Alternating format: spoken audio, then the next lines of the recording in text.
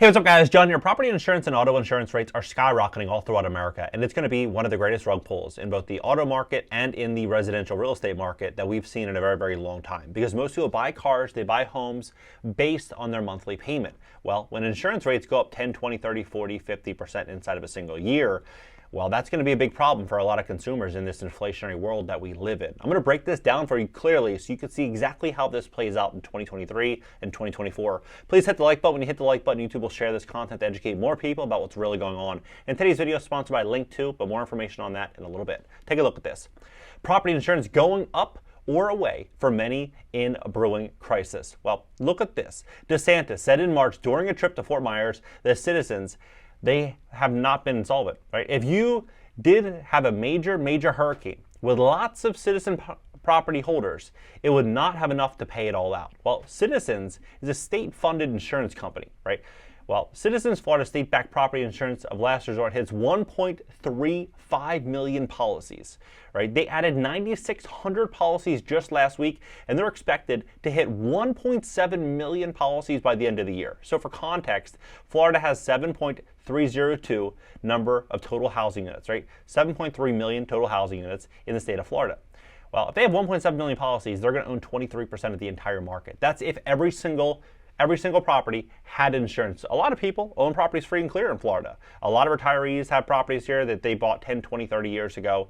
They're owned outright. They're not paying insurance. So if they brought that into consideration, they would basically probably own closer to half the market, right? One insurance company, one state-funded insurance company owning nearly half of the market, hypothetically, could be a really, really big problem. In the event we had some major storm, what would ultimately happen? Well, you would start to see this insurance company walk into major problems, and you'd likely see a lot of property owners in really, really big trouble. Well, I talked about this. This is Glenn Kelman, the CEO of Redfin. So the CEO of Redfin probably has better information than the everyday American consumer. And he said this is 2021, September 3rd, 2021.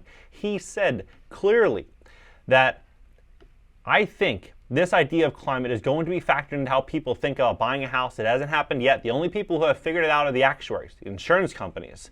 The people who have to calculate the cost of insuring these properties, right? He's been the CEO of Redfin the last 15 years. Increasingly, it's going to be harder to get insurance. It's going to be harder to get a loan for these properties because lenders are going to see the writing on the wall that it's collateral risk. Well, he went on Business Insider earlier this year, January 10th, said people buying homes in Florida, flood-prone coast will likely have trouble selling them in the future. So you think about this. A lot of people bought these properties at record high valuations. Now you're going to start seeing a lot of banks saying, you know what, we're not going to be lending money in Florida. The insurers, the lenders, and the appraisers, everyone is stepping back from these coastal properties because they're so vulnerable to superstorms that are becoming increasingly common. Kelman said in January's podcast with Barron's, adding that many prospective buyers cannot afford the housing costs that come with living in these risky areas. According to Kelman, investors are stepping in because they are the only ones that have cash and can withstand the risk posed by climate. In 2022, Hurricane Ian, the second most expensive hurricane in American history, left Florida with as much as $65 billion in insured damage. According to December's report, insurance company Swiss Re, over the past few years, the frequency of tropical storms as well as their escalating cost have prompted several large insurers such as John's Insurance and Southern Fidelity to increase their insurance rates or pull out of the state entirely. Higher housing costs have turned off many would-be buyers, encouraging some to settle in different states, right? So you're starting to see this trend, and you're seeing it in California as well. California homeowners insurance crisis is growing and spreading to car insurance.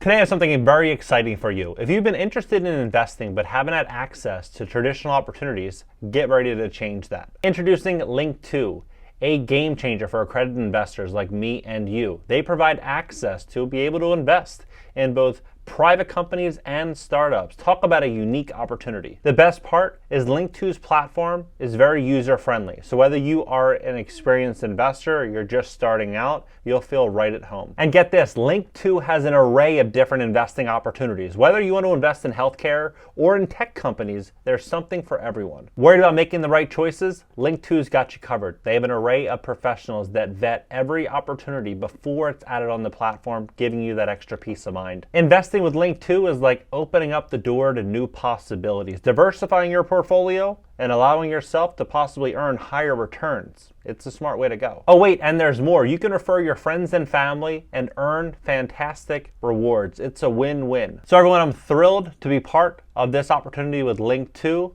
Don't miss out on an opportunity to potentially earn higher returns. If you want to join Link 2, simply click the link in the description below this video. Now, you look at the average car payment in America. The average car payment in America is $716.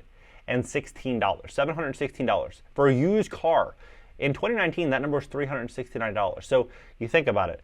The cost of a used car has basically doubled. Insurance has gone up significantly for automobiles. Wages are starting to soften and the cost of living is skyrocketing. Housing costs, everything is going up. Now, when I'm looking at this information, what I'm seeing is that insurance companies essentially control housing prices. They control auto prices. They control the cost of our lives. When you have to buy a property and you get a mortgage and they say that you have to insure that property, if you're not paying cash, well, and you can't afford the rates, you're not getting the property, point blank, right? So these insurance companies have so much power, so much authority, and I think that it's going to completely change, especially as this conversation becomes more and more and more common. It says how climate could cause the insurance meltdown, right?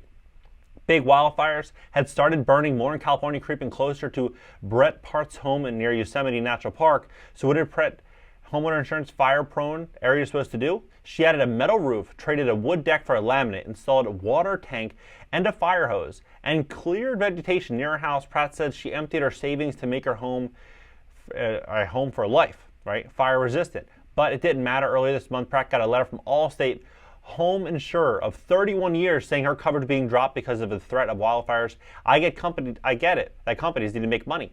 I have no problem with that. Increase my rates, Pratt said, but just to drop people, you know, it's scary. It leaves people feeling extremely vulnerable. Well, of course it does, right? Of course it does. You have all these different insurance companies that are bailing. State Farm no longer accepts homeowner insurance applications in California. Insurance companies dropping homeowners with solar panels in Florida. Many people thought that, hey, let's get solar. Let's do this. This would be a good thing. Boom, they get dropped by their insurance company, right? Farmers Insurance ends coverage in Florida.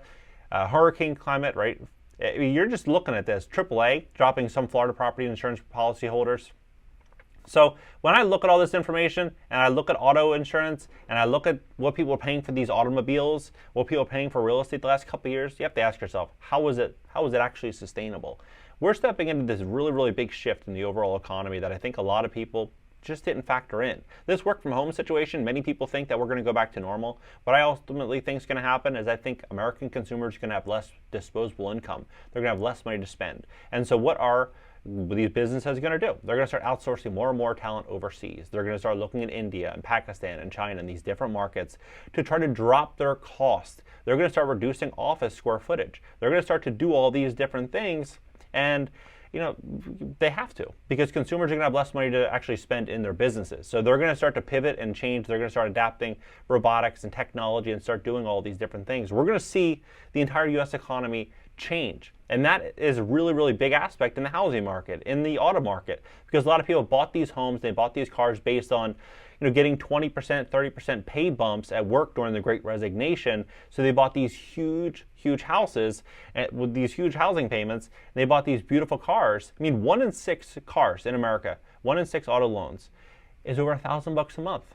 We're going to just start seeing default city all across automobiles and housing. But I do think that you're going to start seeing a lot of investors make money. I think you're going to see a lot of investors making money. I think you're going to see a lot of investors moving into Florida, paying all cash.